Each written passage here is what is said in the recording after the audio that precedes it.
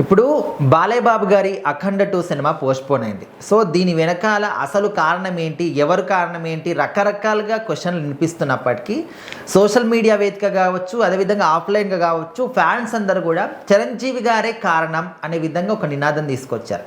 అసలు చిరంజీవి గారికి అఖండ 2 పోస్ట్పోన్కి కారణం ఏంటి? సో ఖచ్చితంగా దీనికి ఎట్టి పరిస్థితుల్లో చిరంజీవి గారు అయితే కారణం కాదనమాట.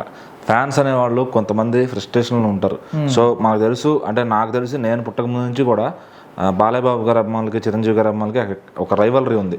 థియేటర్ల దగ్గర వాళ్ళని వీళ్ళు ఒక తక్కువ చేసి మాట్లాడటం, వీళ్ళని వాళ్ళకు తక్కువ చేసి మాట్లాడటం. సో ఇంకా కొట్టుకున్న సందర్భాలు కూడా ఉన్నాయి ఒక పాత రోజుల్లో. ఇప్పుడంటే సోషల్ మీడియా ఇది వచ్చిన తర్వాత అన్నీ బయటకు వస్తున్నాయి, ఏం జరుగుతుంది ఏంటి అనేది అప్డేట్స్ వస్తున్నాయి. అప్పట్లో అలా ఉండేది కాదు. ఒక హీరోని ఏదన్నా అంటే 10 మంది వెళ్ళి కొట్టేసేవాళ్ళు ఆటోమేటిక్గా. తర్వాత విషయం తర్వాత జైలుకి వెళ్తారా, అక్కడ గొడవ సర్దుమణుగుద్దా ఏంటనేది.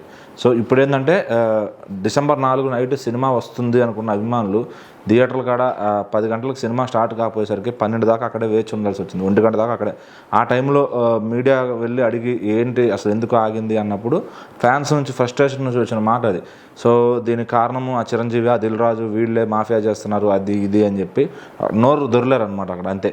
సో దాంట్లో ఏదో వాంటెడ్గా చిరంజీవి గారిని అనాలనో ఆయన వల్ల అయిందనో కాదు, కానీ సో అభిమానుల మనసులో అది ఉంది. చిరంజీవి ఇండస్ట్రీ పెద్ద అంటున్నారు, ఇప్పుడు ఆయన చేయించాడేమో, ఆయన ఉన్న వెనకమాల ఉన్నాడేమో అని చెప్పి. అసలు ఇష్యూ అది కానే కాదు. ఇక్కడ నిర్మాతలకు ఉన్న ఇబ్బంది అది బయటికి వాళ్ళు చెప్పలేదు. అది హీరో గారికి కూడా లేట్గానే తెలిసింది. సినిమా రిలీజ్ ఆగిందని ఆ రోజు హీరో గారికి తెలిసింది. అప్పటి వరకు అంత అప్పులు ఉన్నాయి, ఆ సినిమా కోసం కోర్టులో స్టే వేశారు, ఇదంతా హీరో గారికి కూడా తెలియలేదు బహుశా.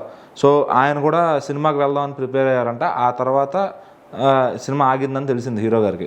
ఆయన ఇంకా నిర్మాతలను కూర్చోబెట్టి వాళ్ళతో కొంచెం ఏదో వాళ్ళ క్లాస్ పీకి సో ఇదంతా జరిగింది. కానీ ఇక్కడ ఏంటంటే అభిమానుల ఫ్రస్ట్రేషన్.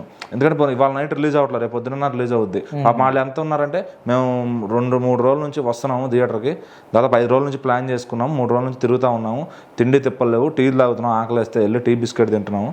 సో ఎందుకంటే ఇక్కడ బ్యానర్లు కట్టాలి, సినిమా ఏంటి అంటే థియేటర్ ముస్తాబ్ చేయడం కానీ అంతా చూసుకోవాలి. సో అక్కడ బ్యానర్ పనులు, పేపర్ కటింగ్ పనులు, పూల పనులు అందరికి చెప్పుకుంటారు.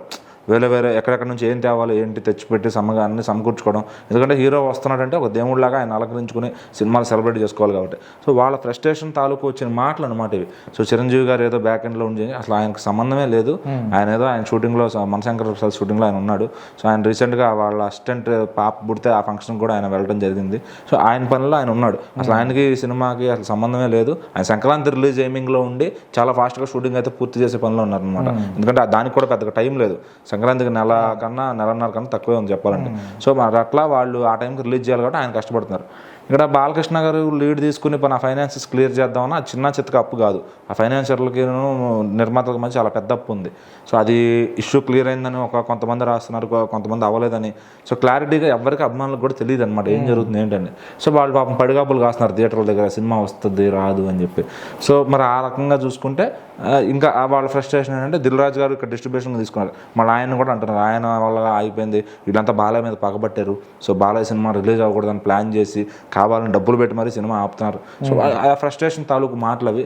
సో దాన్ని ఎవరన్నా మరి ఇంకొక అభిమానులు, చిరంజీవి గారి అభిమానులు సీరియస్గా తీసుకుని వాళ్ళు ఏమైనా కౌంటర్ ఇస్తారేమో చూడాలి.